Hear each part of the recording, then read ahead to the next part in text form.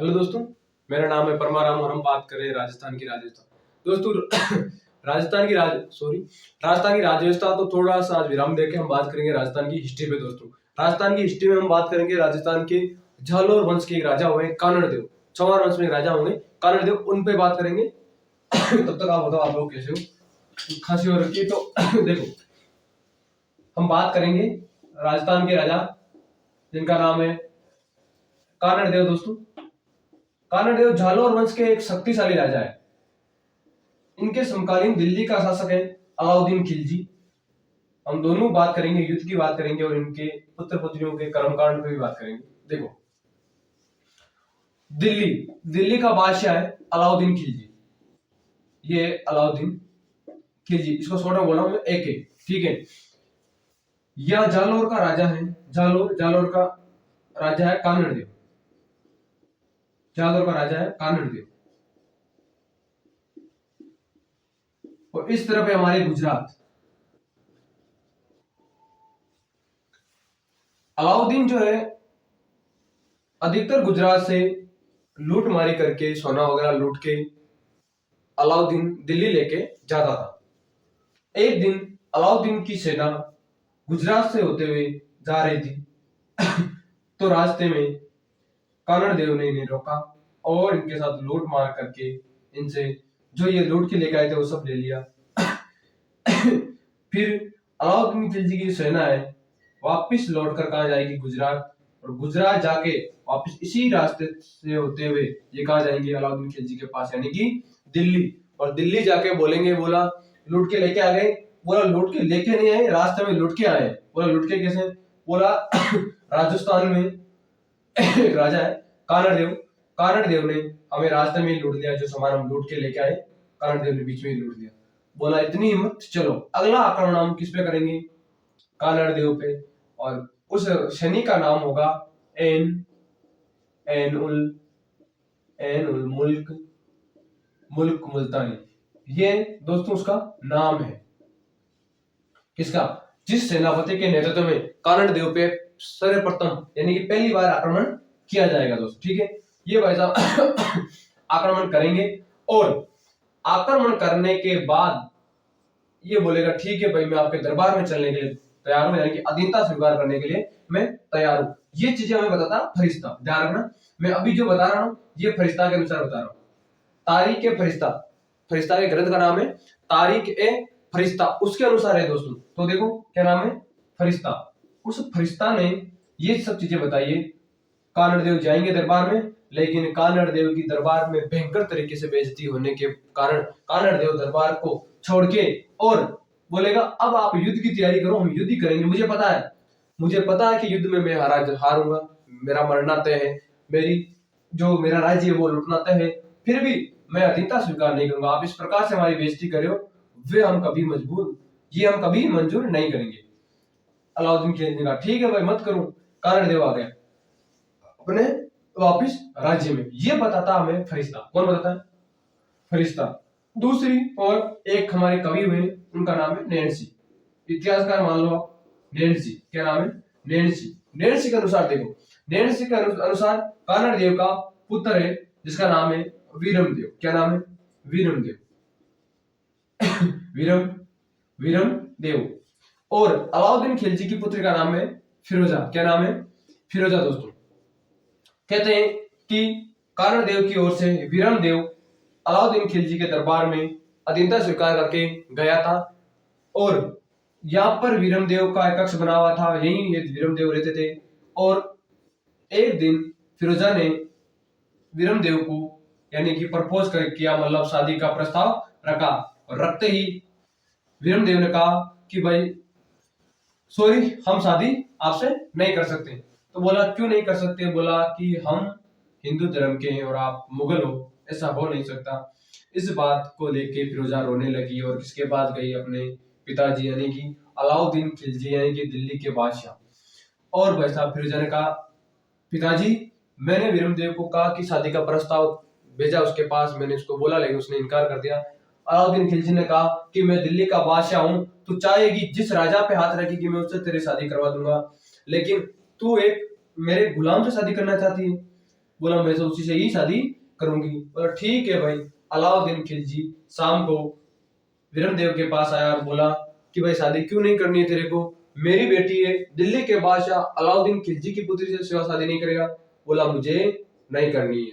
बोला ठीक है फिर मरने के लिए तैयार हो जा। वीरमदेव को बोला तेरे पास रात का समय, रात के बाद तुम्हें मार दिया जाएगा अगर तुमने मना किया तो। फिर भाई साहब वीरमदेव रात को ही निकल के और कहाँ आ जाएगा, अपने पिता कानड़ देव के पास। कहाँ जाएगा, कानड़ देव के पास आ जाएगा। और कानड़ देव के पास आने के बाद कानड़ देव पूछेगा कि बेटा जल्दी आया आज। बोला जल्दी नहीं, वो वहां मेरी शादियां करवाने लगे हैं, आपने मेरे को वहां दास बना के भेजा, यानी कि उनके दरबार में भेजा था, वो मेरी शादी कर रहे हैं। बोला ठीक है भाई। बोले 7 समुद्र पार करके फिरोजा भी भाई साहब कहाँ आ गई, कानड़ देव के पास, और बोली मैं आपके पुत्र से क्या करना चाहती हूँ, शादी करना चाहती हूँ। कर्ण देव ने कहा कि ऐसा हो नहीं सकता, आप मुगल और हम हिंदू हैं, ऐसा हो नहीं सकता। फिरोजा ने कहा ठीक है भाई। फिरोजा वापस बेचारी 7 समुद्र पार करके कहाँ गई, अलाउद्दीन खिलजी के पास। बोली मैं वहां गई थी और मेरी उन्होंने बेइज्जती कर दी। बोला बेइज्जती कर दी, कोई नहीं, ये लातू के भूते बातों से नहीं मानेंगे, अब करेंगे अलाउद्दीन खिलजी भयंकर तरीके से आक्रमण और पूरे पूरे जालौर को तहस नहस कर देंगे। अब देखो किस प्रकार से आक्रमण होता है जालौर पे। ये मुगल है भाई, इनका कोई भरोसा नहीं, लेकिन फिर भी देखो एक छोटी सी रियासत का राजा इनसे हट नहीं रहा, निपट नहीं रहा, तो ये राजस्थान में तो क्या अधिकार कर लेते। देखो ये रहा हमारा राजस्थान वापिस, यहाँ पे कानड़ देव है हमारे, और कानड़ देव के पुत्र का नाम बता दिया मैंने आपको, कानड़ देव। और कानड़ देव का पुत्र का क्या नाम बताया मैंने आपको, वीरमदेव। ठीक है, इसका पुत्र कौन है, वीरमदेव। देखो एक बात बताऊं मैं आपको, इस प्रकार से मैं 2 दुर्ग बना रहा हूं, देखना। देखो एक दुर्ग है यहाँ पर जालोर, क्या दुर्ग का नाम है, जालोर दुर्ग, ठीक है। और एक दुर्ग में यहाँ बना रहा हूं, उसका नाम है आपके सिवाना दुर्ग। क्या नाम है, सिवाना दुर्ग, जिसे जालोर दुर्ग की कुंजी कहते हैं। क्या कहते हैं, जालोर दुर्ग की कुंजी। कुंजी का मतलब है यदि आपको जालोर लूटना है, यानी कि जालोर के किले पे आक्रमण करना है, तो पहले सिवाना को अपने अधिकार में लेना होगा। अगर आप इसे जीत लेते हो और इसे अपना अधिकार कर लेते हो, तो फिर उसके बाद आप जालोर को लूट सकते हो, इसलिए इसे कुंजी बोलते हैं। तो एक यानी कि अलाउद्दीन खिलजी का कि यार कमाल का व्यक्ति लेके आओ, और कमाल का व्यक्ति का नाम है कमालुद्दीन गुर्ग। इसके सेनापति का नाम क्या है, कमालुद्दीन गुर्ग, कमालुद्दीन गुर्ग। अब कमालुद्दीन गुर्ग आएगा और कमालुद्दीन गुर्ग को बोला कि भयंकर तरीके से तू किस पे आक्रमण कर, जालोर पे। पहले उसकी जालोर दुर्ग की कुंजी उसको लूट, उसका नाम क्या है, सिवाना। और भाई साहब भयंकर तरीके से कमालुद्दीन गुर्ग सिवाना पे आक्रमण करके, बात है 1308 की, कब आक्रमण करेगा, 1308 में, और सिवाना को जीत के इसका नाम करेगा ये खेराबाद। क्या करेगा, खेराबाद, और अपने अधिकार में ले लेगा और अपने अंडर में रखेगा। ठीक है दोस्तों, उसके बाद अलाउद्दीन खिलजी स्वयं सेना लेके आएगा भयंकर तरीके से, और किस पे आक्रमण करेगा, जालोर दुर्ग पे आक्रमण करेगा। लेकिन इस जालोर दुर्ग को जीतने से पहले इसकी जो बाउंड्री है, उसका परकोटा, उसे भी पार करना जरूरी है। भाई साहब आ तो गया, इसने घेरा तो बना लिया, लेकिन अंदर नहीं जा पा रहा है। उस समय कानड़ देव का एक सेनापति था, उसका नाम है दया बिखा। क्या नाम है, दया बिखा। ये धोखेबाज निकला साला, दया बिखा। आप बोलोगे धोखेबाज कैसे, इसने अलाउद्दीन खिलजी को, किसको, अलाउद्दीन खिलजी को गुप्त रास्ते बता दिए। गुप्त रास्ते कैसे, इसने कहा कि हर दुर्ग के एक सुरंग होती है, वो थोड़ी सी कच्ची होती है, आप इस दुर्ग के चारों ओर राई बिछा दो, जहां पर राई कम होने लग जाए वहां आप समझ जाना कि भाई यहाँ पे क्या है, सुरंग है, वो सुरंग क्या है, कमजोर है। आपने सुना होगा कि राई के भाव रातों गए, वो इसी दुर्ग के बारे में कहावत है, ठीक है ना। तो इस दया बिका ने गुप्त रास्ते बता दिए अलाउद्दीन खिलजी को, जिस कारण से पीछे से अलाउद्दीन खिलजी की सेना अंदर यानी कि अंदर घुस गई, और अंदर घुसने के बाद उन्होंने जालोर को अपने अंडर करेंगे।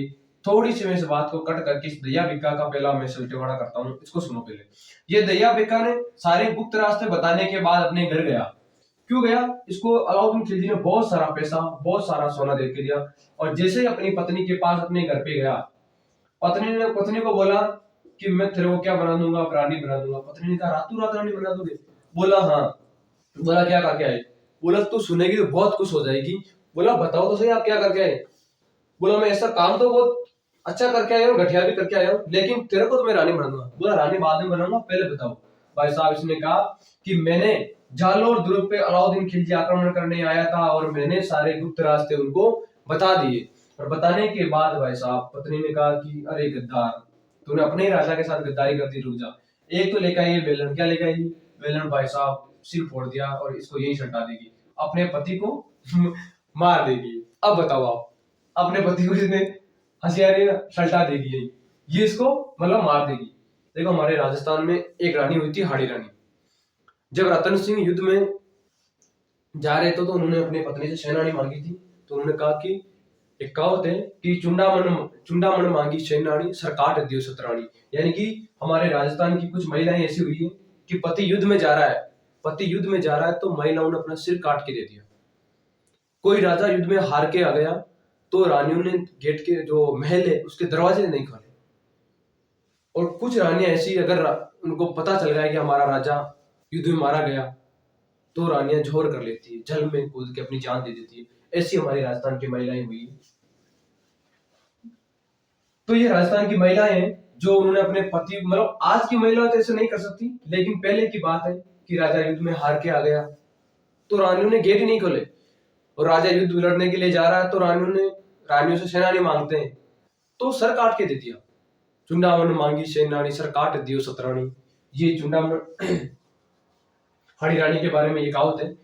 और रानी पद्मिनी, जब पता चला कि राणा रतन सिंह युद्ध में मारे गए तो अलाउद्दीन खिलजी वही था। बात है 1303 की, जब रतन सिंह ने पद्मिनी को पाने की चाहत में गए थे वो चित्तौड़, तो जिस प्रकार से अलाउद्दीन खिलजी ने अपने दोनों हाथों से उस गेट को खोलना चाहा तो उसने गेट को जैसे खोलना चाहा वो गेट नहीं खुला। उसने देखा गेट से कि 1600 रानियां उस जल जोर कर रही है। तो अलाउद्दीन खिलजी की आंखें उससे वो देखते रह गए कि यार इतनी रानियां जल में कूद के अपनी जान देगी। हाँ देगी भाई, अपने स्वाभिमान के लिए राजस्थान की रानियों ने, अब 1600 रानियों ने जल जोर किया था।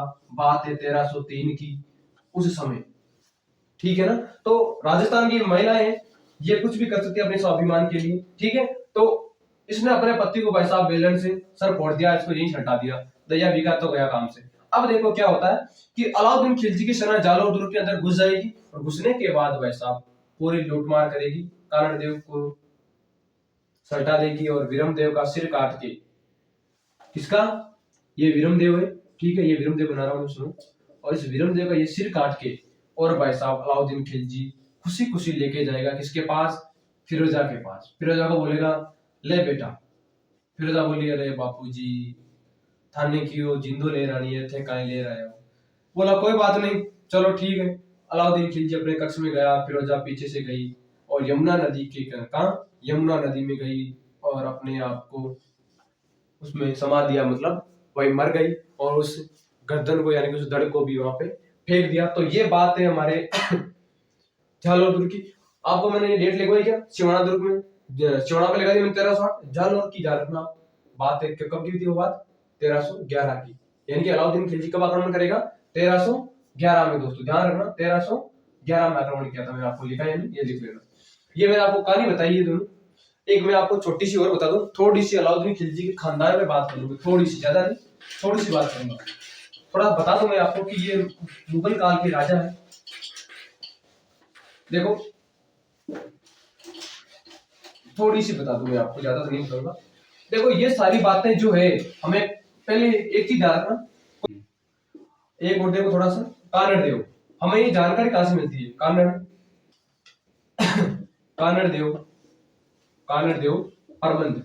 कोई पूछे कि भाई जो कानड़ देव के बारे में हमें जानकारी मिली है सारी सारी कहां से मिली है, कानड़ देव परबंध से, ठीक है ना। ये ग्रंथ है, ये लिखा था पद्मनाभ, लिखा है पद्मनाभ, उसने ये ग्रंथ लिखा था दोस्तों, ठीक है ना। थोड़ी सी आप इतनी सी ध्यान रखना, ठीक है ना।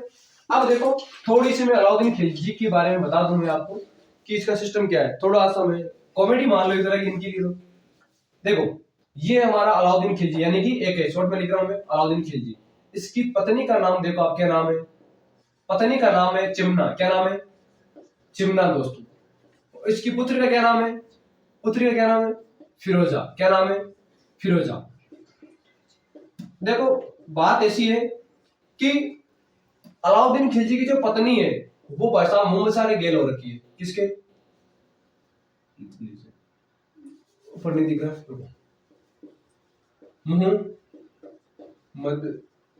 मोहम्मद शाह के गेल हो रखी है। गेल का समझ गया मतलब। और ये पुत्री ये वीरमदेव के पीछे गेल हो रखी है। अरे लिख जाओ रे, हाँ वीरमदेव इसके पीछे गेल हो रखी है, ठीक है। और ये भाई साहब अलाउद्दीन खिलजी खुद बोल रहा है कि रतन सिंह की पत्नी जिसका नाम है पद्मनी, ये भाई साहब उसके पीछे गेल हो रखा है। पूरा खानदान इनका ऐसा है, ठीक है ना। पद्मनी मतलब कि पूरा खानदान इनका ऐसा ही। देखो पत्नी बोल रही है कि मैं मोहम्मद शाह के साथ शादी करूंगी, पुत्री बोल रही है कि मैं वीरमदेव से शादी करूंगी, और भाई साहब खुद बोल रहे हैं कि मैं किससे शादी करूंगा, पद्मनी से।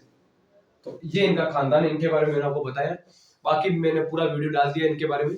तो आप इसी प्रकार से मेरे यूट्यूब चैनल से जुड़े रहे और बने रहे। मिलते हैं अगले वीडियो में, तब तक के लिए जय हिंद दोस्तों।